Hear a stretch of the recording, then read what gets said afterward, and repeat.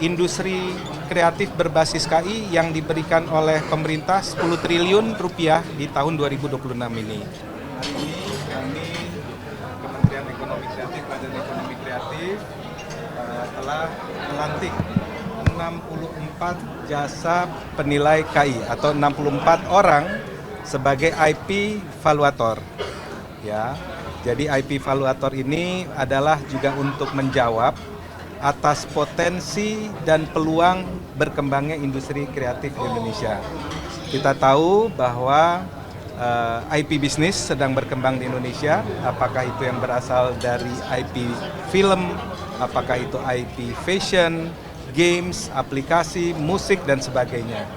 Nah, melihat bahwa juga para pegiat ekonomi kreatif dalam 1 tahun kami memimpin kementerian juga yang mengatakan bahwa mereka bisa lebih baik lagi kalau akses pendanaannya itu semakin terbuka. Dengan akses pendanaan yang cukup, tentu juga akses pasar juga semakin luas, termasuk dari local hero go nasional, national champion go global. Nah, perbankan sendiri mengatakan bahwa untuk memberikan kredit, pinjaman atau memberikan pendanaan kepada kepada para industri kreatif, mereka juga butuh konsultan yang independen. Ya, kalau istilahnya valuator atau appraisal yang independen begitu. Nah, ini yang akhirnya kami duduk bersama MAPI, singkatan MAPI, Masyarakat Profesi Penilai Indonesia, yang sudah berdiri selama 45 tahun. Jadi wadah untuk para jasa penilai yang selama ini memang jasa penilai itu hanya ada 2, jasa penilai bisnis dan jasa penilai properti di bawah binaan Kementerian Keuangan. Nah, berdasarkan regulasi, berdasarkan Undang-Undang Ekonomi Kreatif, kementerian yang mengurusi ekonomi kreatif dalam hal ini Kemenekraf berhak juga untuk mengeluarkan permen tentang jasa penilai ini dan melantiknya. Nah, di hari inilah ya untuk mendukung bangkitnya industri kreatif Indonesia, semakin terbuka akses pendanaan. Alhamdulillah bersama dengan MAPI disaksikan oleh OJK, disaksikan perwakilan dari Himbara tadi hadir semua, disaksikan juga Kementerian UMKM, Kementerian Hukum, dan juga dari BRIN dan utusan dari kantor KSP. Juga akhirnya alhamdulillah hari ini telah dilantik 64 penilai KI Indonesia pertama kali dalam sejarah Indonesia. Mungkin itu sebagai pembuka. Oke, jadi begini. Untuk pegiat atau industri kreatif yang ingin mendapatkan akses pendanaan, ada beberapa cara. Salah satunya bisa langsung ke bank. Nanti bank yang akan meminta jasa penilai KI untuk memvaluasi berapa kredit atau pinjaman yang dapat diberikan, itu satu. Atau juga bisa datang ke kementerian untuk mendapatkan pendampingan, atau mungkin melalui Pemda atau asosiasinya untuk berhubungan dengan kementerian. Itu kira-kira. Jadi begini, jasa penilai KI ini bisa untuk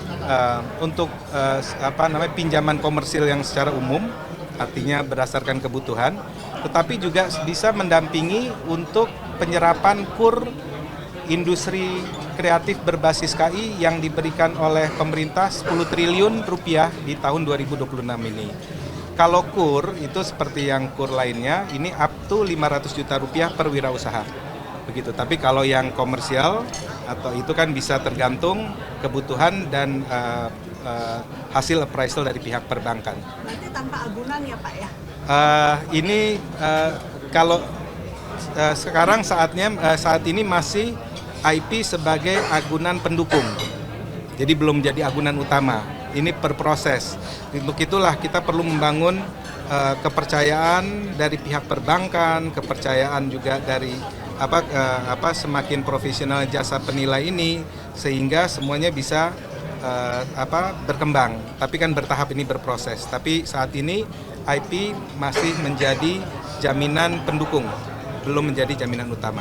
Berkasnya Ya tentu nanti dari pihak perbankan ada syarat-syarat apa yang harus dilengkapi, termasuk nanti dari penilai KI-nya juga memberikan benchmark terhadap industri sejenis, atau mungkin sudah ada PO-nya, ataupun juga ada prospek-prospek yang bisa dinilai. Jadi yang menarik adalah kalau yang lain kan ada bentuk asetnya, termasuk properti. Kalau ini kan intangible, jadi ini memang butuh keahlian dari jasa penilai untuk melihat atau memprofiling bisnis seperti ini, menjelaskan dengan pihak perbankan, karena ini intangible asset, hasil dari kreativitas. Nilai KI-nya tuh gimana tuh, Pak? Bisa diceritakan mungkin dari ini, ya silakan di sini tengah itu. Izin Pak.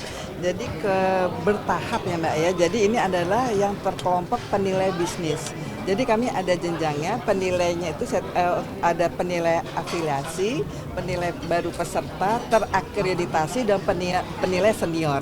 Jadi jenjang pendidikannya bertahap, itu kurang lebih kalau lancar semua tuh 2 tahun sampai 3 tahun baru bisa menjadi penilai yang bersertifikat. Dari ini adalah penilai bisnis, jadi kami ada 150 kurang lebih penilai bisnis, tapi saat ini yang terdaftar baru 64.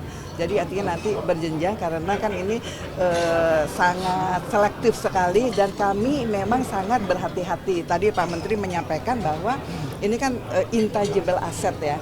Kalau Mbak dan Mas pahami tangible asset saja itu masalahnya kan sudah banyak kan. Yang terlihat gitu, ini yang sama sekali yang tidak terlihat gitu. Jadi memang kami sekali lagi berterima kasih dengan Kementerian Ekraf yang mengapresiasi kami dalam bentuk yang luar biasa pada hari ini dilantik, dan kami adalah penilai-nilai profesional. Nggak Bu kira-kira tahun ini? Insya Allah, jadi total kami itu ada 9.800 penilai di seluruh Indonesia. Yang bersertifikat saat ini 300. Nah dari 300 ini terseleksi 64 untuk penilai bisnisnya. Jadi insya Allah sih setiap tahun akan bertambah, nanti akan diskusi lebih lanjut lagi dengan Ekraf bagaimana cara meningkatkan untuk bisa menjadi penilai bisnis juga dan bisa terlibat di kegiatan kekayaan intelektual ini. Sampai akhir tahun ini? Ini nanti kita mesti Ya, discuss. kalau yang tadi 64 kan sudah, ini terobosan pertama kali dalam sejarah Indonesia. Nah nanti tahap kedua tentu, dan ini memang sebagian besar ini para senior di jasa penilai lah mereka ini kan, karena di Indonesia aja hanya ada 300, ini 64-nya sudah kita lantik. Nah tentu kita juga bicara bagaimana ini juga semakin semakin banyak lagi tahap keduanya. Nanti kami rencanakan antara akhir tahun ini atau semester kedua tahun ini atau tahun depan, untuk nanti mungkin tahap kedua bisa sekitar 100-an lagi begitu, sehingga semakin banyak jasa penilai KI di Indonesia. Tetapi kembali tadi saya diingatkan, jadi yang dijaminkan ke bank itu adalah sertifikat KI yang dikeluarkan oleh Kementerian Hukum.